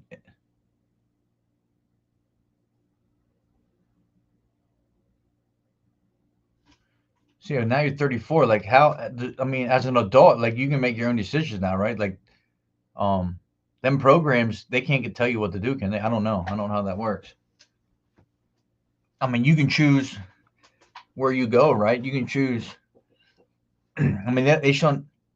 I don't know. Correct me if I'm wrong, but you have the right to do and come and go as you please. Correct?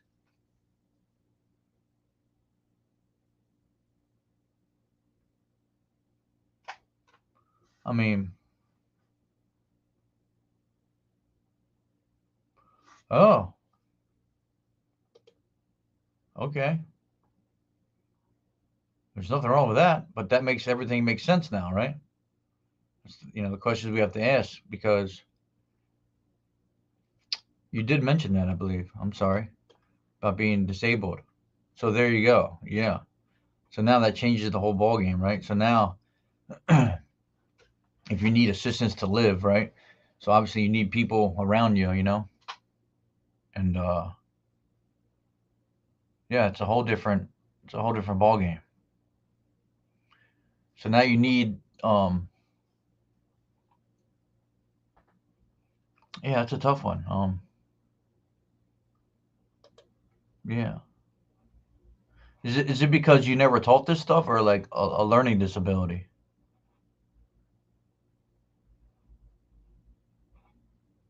Like how would you just describe it? Like obviously, I mean, if you have the capability of learning, right, and understanding how things work,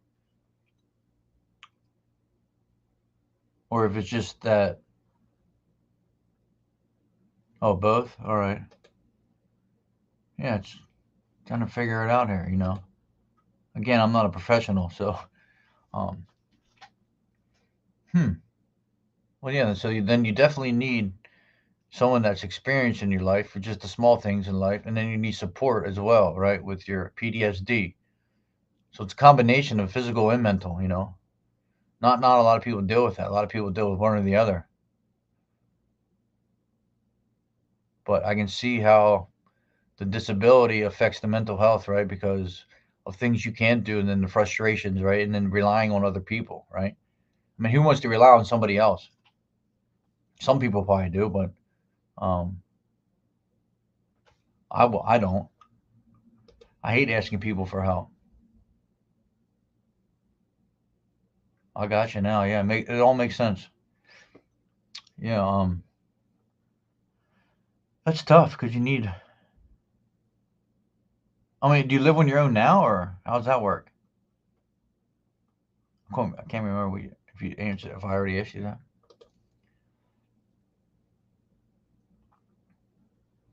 Oh, Brian, you're in the same situation. Brian, what kind of advice, or you have any advice?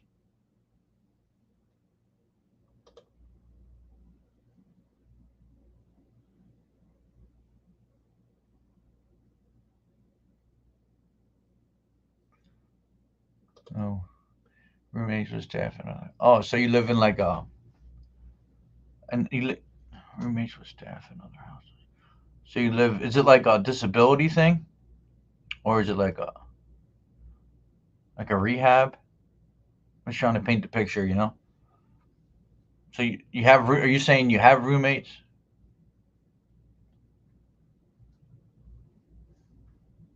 Oh, okay. Um, are they willing to help? Like, I mean, especially the staff. I mean, is that ran by like the government? Is that government funded, or is that something you have to pay it to get in? Because sometimes if it's government funded, it's not the best. Oh, okay, I got you. Right, right.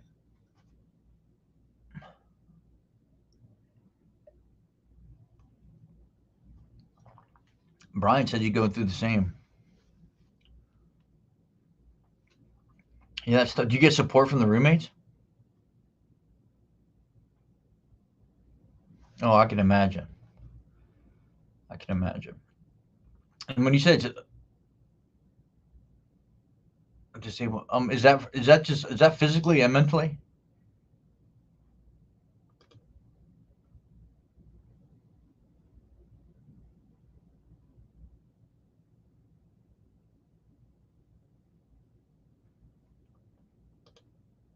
Or like the staff is, or the other people with you? Yeah, I mean, I think it's time to. So, I mean, the good thing is when it comes to like all the violence around in the surrounding area, that there's people around you, right? So if something would happen, there'd be people there that could help, right? Um, so that's the good thing we got out of this, right? There's always one positive and everything. So the area you're in's bad, right? But then you have people and staff and roommates around you in case something would happen, right? So you're not alone when it comes to that. Now, mentally, are you alone? Probably, because if you're getting bullied and the staff and the roommates are a bunch of assholes, that don't help, right? And then you have a disability, learning and physically, right? So what do? You can't just leave because then you'll be on your own, right? You'll have nowhere to lay your head. So my advice would be try to eliminate, or see, I don't want to tell you not to talk to people either. I'm I'm I'm just a normal dude, so I'm just trying to work with you here, trying to give my best advice. I'm going through withdrawals from meds as well, trying to get friends or anyone to understand is impossible. Brian, we understand, man. I haven't seen you that much, bro. You doing all right though? No one roommate puts his hands on me physically, and why? Wait. Why is there a man putting his hands on you in a disabled program? Like no one's doing anything about this? Are you telling the other staff members? Is there cameras in there? Can you get this on recording? I mean, do you have to really show proof? I mean, what kind of place is this?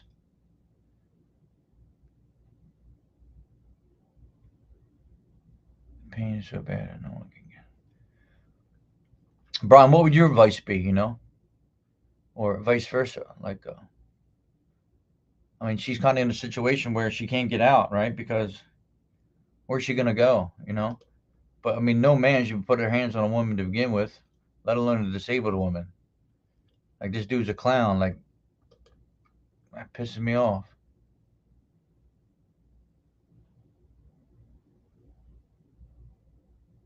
What?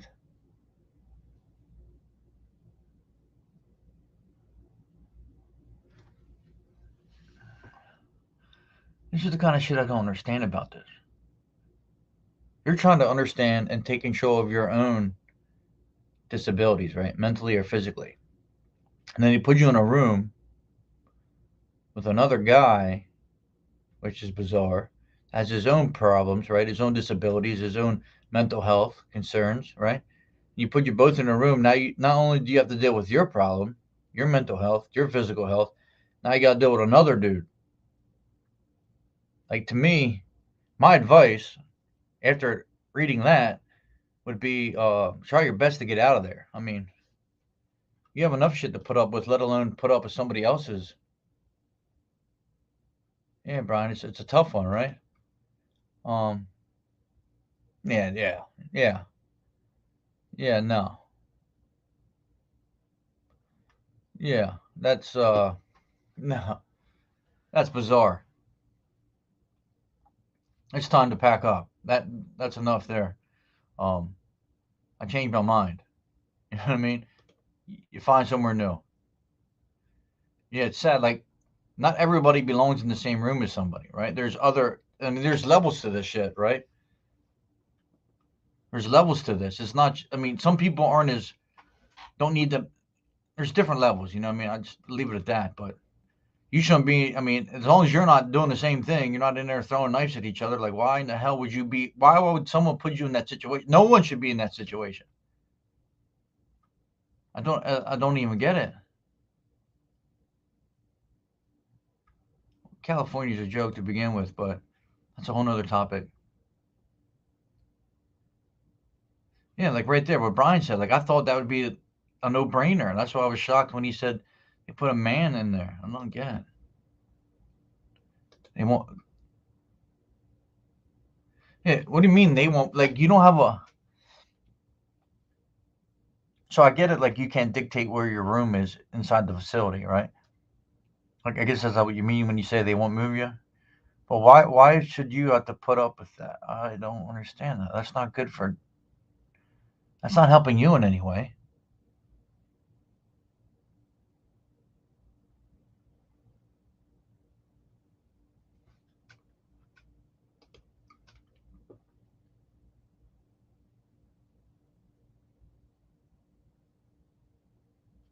Yeah, I don't know. Where do you live in? Like the San Francisco area? I'm a huge Niners fan, but um, this shit's not right.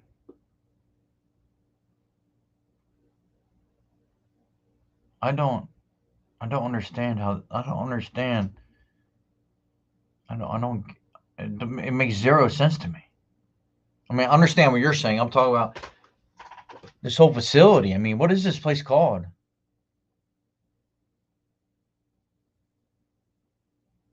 Why don't you tell her like this ain't a good place to? Okay. I mean, it sounds like this is very unhealthy, and all this is going to create is more PTSD, more mental health concerns, more problems, more setbacks.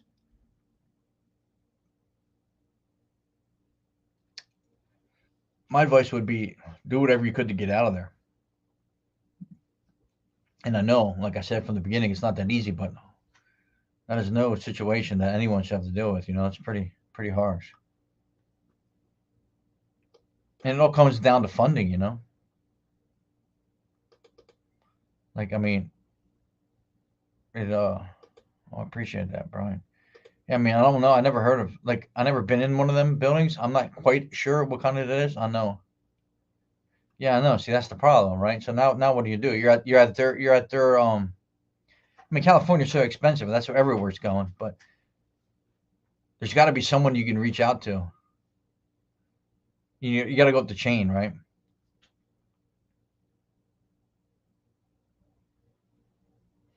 I mean these. Yeah, right, Brian. I mean these facilities. They're not inspected. There's no one walking around. Like there's got to be someone. There's got to be someone that's on the good side of things, right? It kind of reminds me of like prison in a sense, like where you have like good good guards, bad guards, and then you have the guy running the facility. But like it gets out of hand, and everyone just kind of pushes it to the side, right? And it is what it is. That's not my problem. See, that's when problems begin when people don't care to be human, right? And I mean, you're in there for your own reasons, and then you got to deal with somebody else's shit. Like that's not even fair. Like I get it. Like that's part of the program and how it works, right? You got to have roommates or whatever, but you don't need to be abused or threatened or um, treated different because you're not, I mean, because of a disability or whatever. Yeah, I mean that's. I think the main problem lies inside the building, not as much outside the building, right? So like the guns and the noise and the gangs and the screaming is an issue, right? But I think the main issue is inside the building, right? It's a shame. I don't know. I don't know what else to say. Like it's a tough situation. I mean, I don't know why you have to live in circumstances like that. I don't know why they can't do nothing to make it better.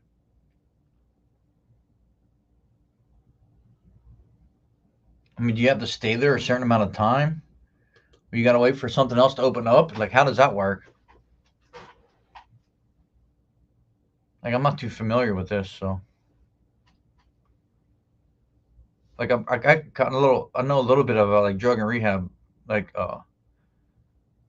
facilities like that. I have a friend that was, he went through the program, then he kind of ran the house, and then there's things you got to do to stay in the house. There's things you got to do to, you know, your chores. You mess up, you're out. But it's just totally different. This is like something like for disabilities, right? So it's kind of a different. Like you don't choose to be disabled, right?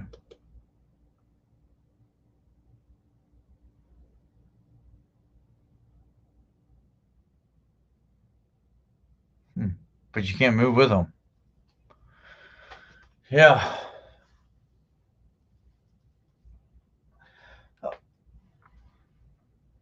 that's a tough one because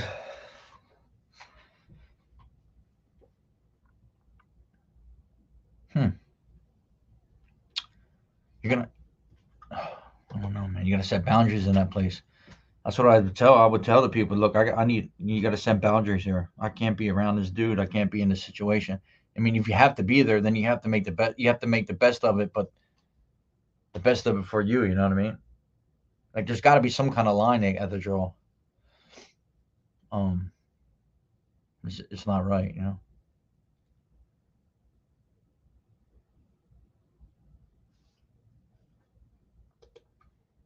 I know my mom said my trauma disabilities are too much for her. Even when I'm out and about and have anxiety attacks, she screams at me. Wow, that's a shame because if they're too bad for her, what do you think they are for you? What does she think they are for you? It's kind of weird, right? They're too bad for her, so what are they for you? You know, I think you should just focus on you getting better with yourself. Um, maybe cut ties with your mom a little. You know, maybe don't try to. I know you need people in your life, but to help you with the disability, but I mean, it's obviously going nowhere with your mother, so why even try? You know, it's a tough situation because I can't just be like, all right, go on your own, because you can't live on your own. So you're always gonna have need to rely on somebody, and that's where it's tough, right? I can't just tell you to no rely on yourself, which some cases you can, you know, but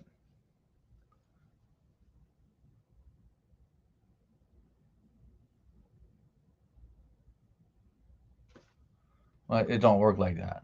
Tell your mom she's clueless because it just don't work like that. So from your childhood trauma, you just once you get older, it just goes away. Don't fucking work like that. So she's kind of clueless when it comes to that. No offense, but yeah, you gotta get you gotta get out of that place. Um, I never, I mean, this is pretty sad right here. Just get over it. You think if it was that easy? I mean, why in the hell? If it was that easy, I wouldn't be here right now. No one would be here right now. I would. There wouldn't be 213,000 people on this page if you could just grow up, grow up. Yeah, okay. Like this comment right here is so disgusting to me. It don't even make sense. I don't get it.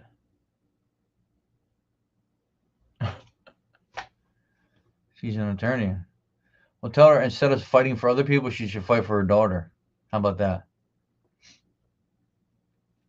You're willing to fight for other people, but not your own daughter. I mean, I don't know all the story. There could be more to the story, right? We're getting one side of the story, and this is just how life works. You know, it's the truth, right? But I mean, from what you're telling me, if it's true and that's how she reacts to situations, I mean, it's pretty sad for an attorney not to support her own daughter, right?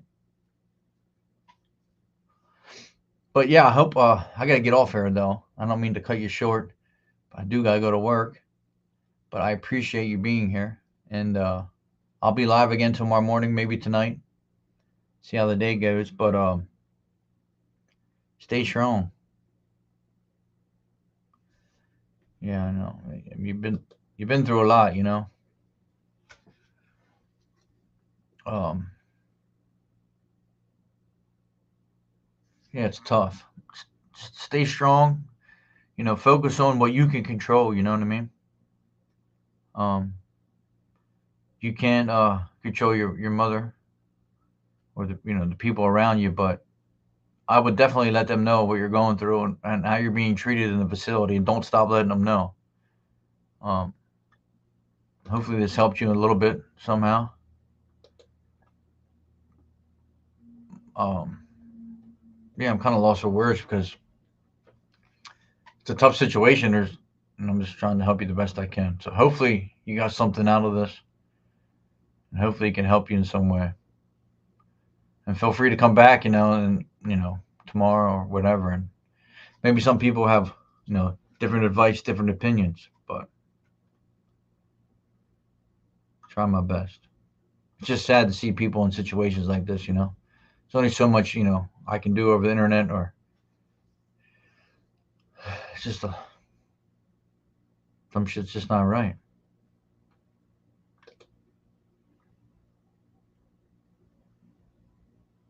Yeah, I appreciate it. Thanks for coming here and opening up and telling your story. That's what this is all about. Hopefully, you can take little steps each day. There's only just remember there's only so much you can control, right? And if it's out of our control, we gotta let it go, learn from it, and move on. But I appreciate you all being here today, and I'll see you soon. If not later today, tomorrow. I gotta get ready for work, so have a blessed day. It's Wednesday. Be safe. Take care of your mental health. take care of each other, and be proud, right? Put the hard work in. Things will things will get better. Have a good one.